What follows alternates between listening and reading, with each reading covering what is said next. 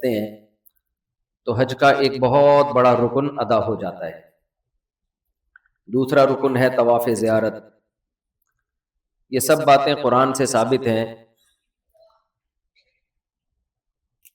عرفہ کے دن نبی صلی اللہ علیہ وسلم نے دو اہم کام فرمائے۔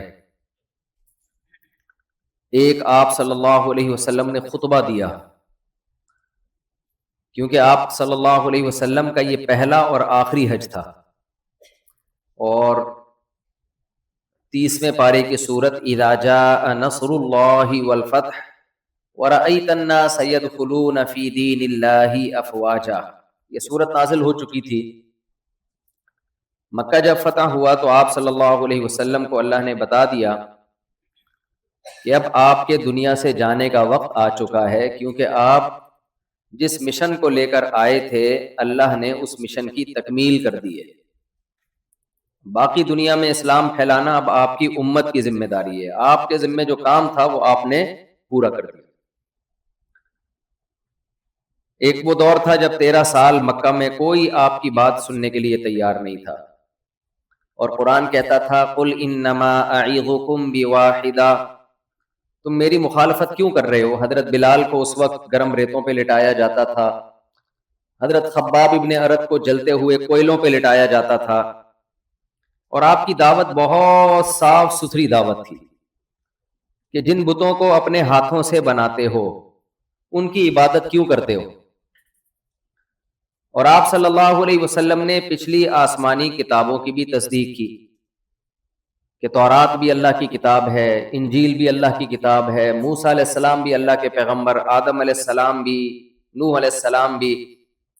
قل ما کنت بدعا من الرسل، میں کوئی نیا پیغام لے کے نہیں آیا، میں وہی پیغام لے کے آیا ہوں جو سارے پیغمبر لاتے رہے، ایک اللہ کی عبادت کرو۔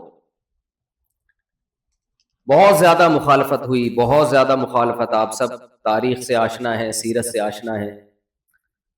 تو اللہ نے فرمایا کہ اے نبی آپ ان سے کہہ دیجئے انما اعظکم بواحدہ، میں تمہیں ایک بات سمجھاتا ہوں، ان تقوموا للہ مثنی وفرادا ثم تتفکروا ما بصاحبکم من جنہ،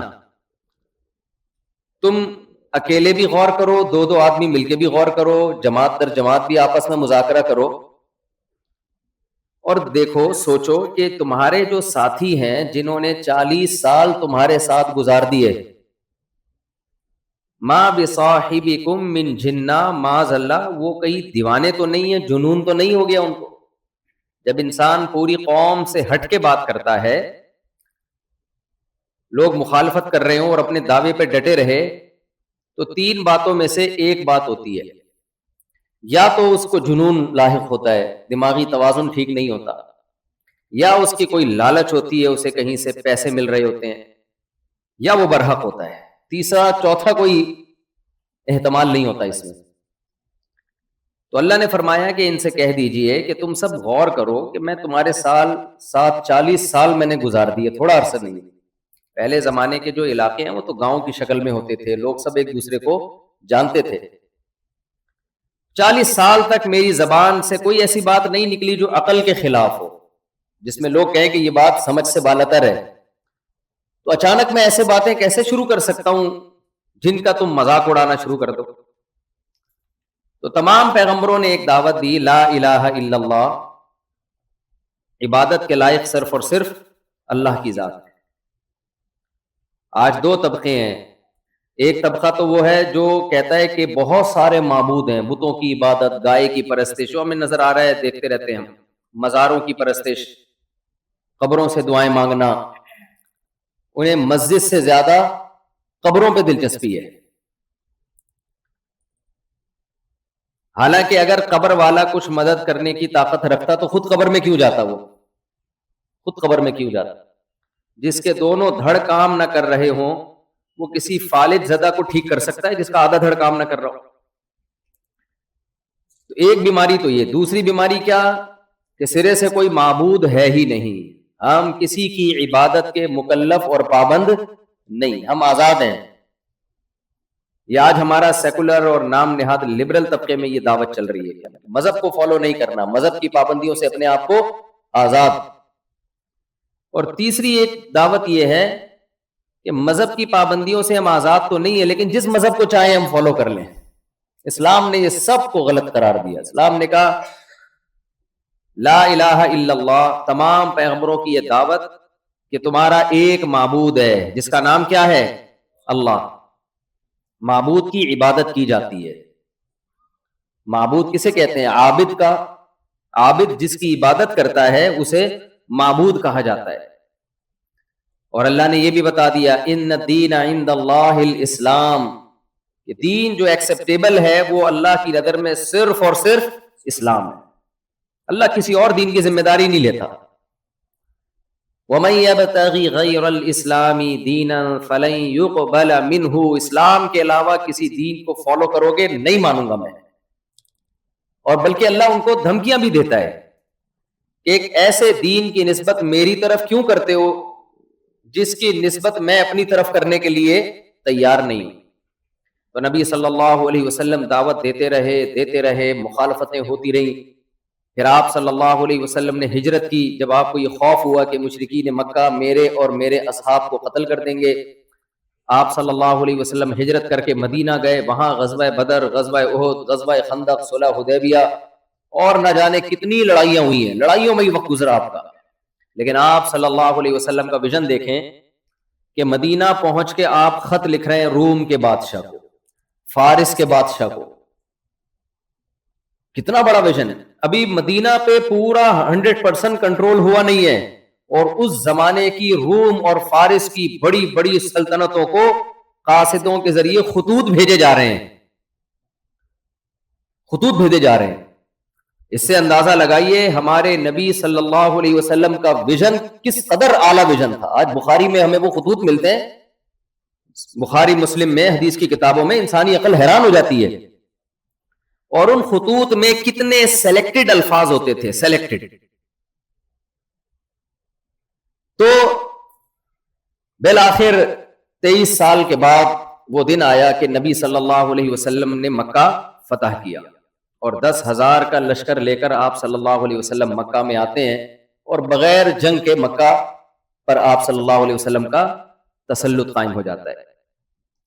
پھر آپ صلی اللہ علیہ وسلم اگلے سال حج کرتے ہیں، جس کو حجۃ الوداع کہا جاتا ہے۔ یہ اسلام کا نبی صلی اللہ علیہ وسلم کا پہلا اور آخری حج تھا۔ اس سے پہلے حضرت ابوبکر کی امارت میں آپ نے حج کروایا۔ تو اس دن عرفہ کا دن وہ تھا کہ اس سے زیادہ کراؤڈ شاید نبی صلی اللہ علیہ وسلم کے پاس اس سے پہلے یا اس سے بعد میں کبھی جمع نہیں ہے، کیونکہ جس کو اطلاع ملی کہ نبی صلی اللہ علیہ وسلم حج پہ تشریف لے جا رہے ہیں، تو دنیا بھر سے، عرب کے مختلف قبائل سے سارے قافلے آنے لگے، اور اس زمانے کے لحاظ سے 1,00,000 سوا لاکھ کی بہت بڑی آبادی ہوتی تھی۔ اس کراؤڈ کو کنٹرول کرنا مشکل ہوتا تھا۔ ہم حدیث میں ہے کہ حضرت عبداللہ ابن عمر رضی اللہ تعالی عنہ صحابی رسول ہیں، بیت اللہ کا استلام کرنے کے لیے گئے تو رش میں اتنا پھنس گئے، اور گرمی سے اور کراؤڈ سے آپ کے ناک سے خون آنے لگا، نکسیر پھوٹ گئی۔ تو آپ کے شاگرد آپ کو اٹھا کے لے کر گئے۔ میں یہ سوچ رہا تھا کہ اس دور میں بھی اتنا رش ہوا کرتا تھا کہ لوگ حجر اسود کا بوسہ لینا یا استلام کرنا آسان نہیں تھا۔ تو اس وقت نبی صلی اللہ علیہ وسلم نے خطبہ جو دیا، وہ اسلام کا خلاصہ آپ صلی اللہ علیہ وسلم نے لوگوں کے سامنے پیش کیا۔ اور آپ صلی اللہ علیہ وسلم جب لوگوں کو کوئی بات بتایا کرتے تھے تو ابتدائی اسلام میں نبی نے منع کیا تھا میری باتوں کو لکھو نہیں، صرف سینے میں محفوظ رکھو اور آگے لوگوں تک پہنچا دو۔ لکھنے سے منع اس لیے کیا کہ قرآن بھی لکھا جا رہا ہے اور حدیث بھی لکھی جائے گی، تو قرآن اور حدیث آپس میں مکس نہ ہو جائیں۔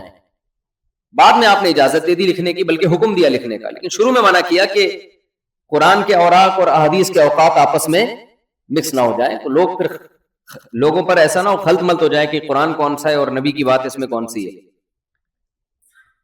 بعد میں آپ نے لکھنے کا حکم دیا۔ تو یہ حجۃ الوداع کو بھی آپ صلی اللہ علیہ وسلم نے لکھنے کا حکم دیا۔ بہت کراؤڈ تھا، آپ نے جو خطبہ ارشاد فرمایا اس میں آپ نے حکم دیا اکتبوا لی ابی شاہ، جو عرب کا کوئی سردار تھا، فرمایا اس کو لکھ کے دو۔ اس لیے یہ خطبہ ہمارے پاس پہنچا بہت مستند ذرائع سے۔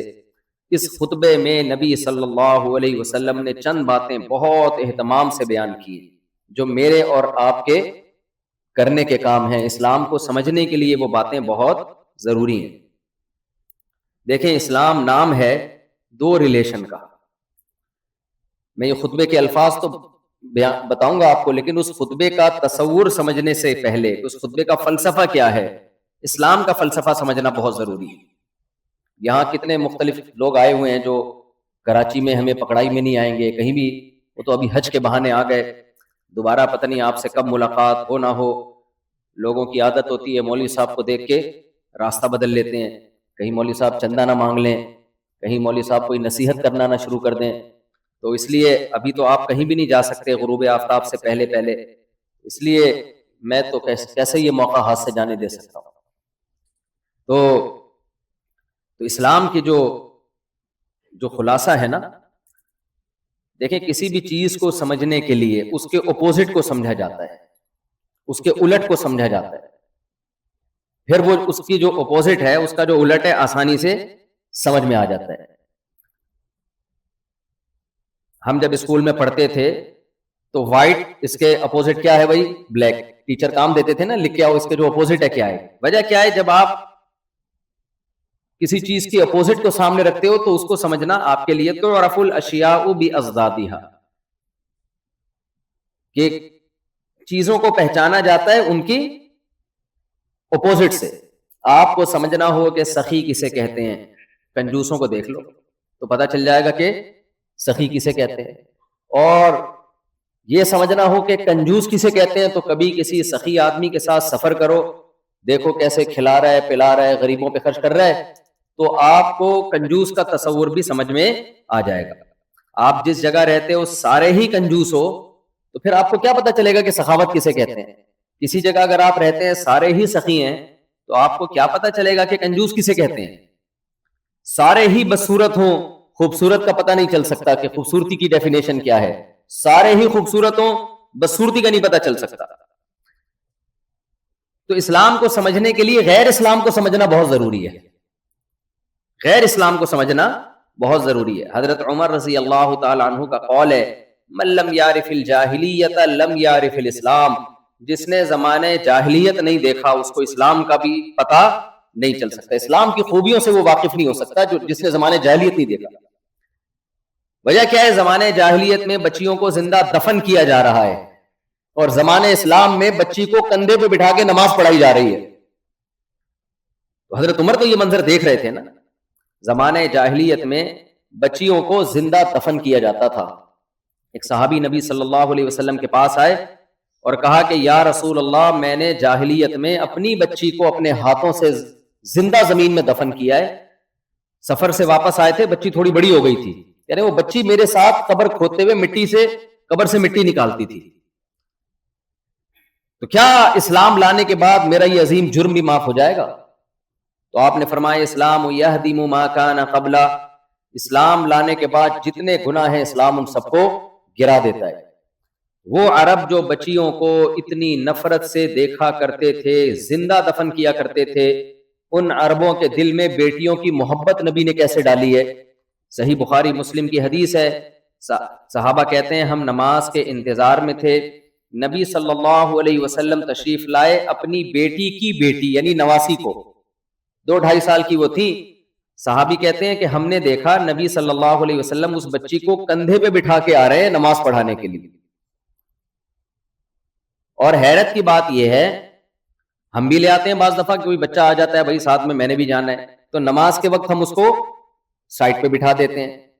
لیکن صحابی رسول کہتے ہیں نبی نے نیت باندھ لی اور وہ بچی آپ کے کندھے مبارک پہ ہی رہی.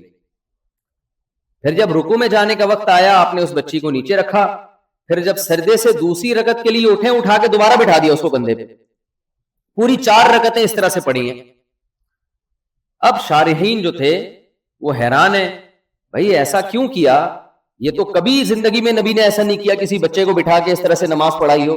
تو اپنی نواسی کو، بیٹی کی بھی بیٹی، اس کو اتنا پروٹوکول کیوں دیا جا رہا ہے؟ اس میں کیا حکمت ہے؟ کیا یہ عمل سنت ہے ہم بھی بچوں کو کندھے پہ بٹھا کے نماز پڑھائیں؟ بھائی اگر سنت ہوتا تو بار بار کیا ہوتا نا یہ عمل. تو علامہ نووی رحمہ اللہ تعالی نے اس کی حکمت بیان کی، فرمایا اصل میں اس کا مقصد تھا عرب کے دلوں سے بیٹیوں کی نفرت کو نکالنا. بیٹیوں کی نفرت کو, کیونکہ اس سے زیادہ رسپیکٹ دی نہیں جا سکتی کہ سید الانبیاء ساری کائنات کے سردار اس قوم کے سامنے جو بیٹیوں کو دفن کرتی ہے, نماز میں امام بن کے مصلی پہ, جہاں مقتدیوں میں ابو بکر اور عمر رضی اللہ عنہما جیسے اصحاب کھڑے ہوں, اس جگہ آپ صلی اللہ علیہ وسلم بیٹی کو کندھے پہ بٹھا کے نماز پڑھا رہے ہیں. اس سے زیادہ بچی کو پروٹوکول کسی نے دیا نہیں ہوگا. تو کس قدر یعنی تبدیل کیا انہوں نے اسلام نے اس ماحول کو.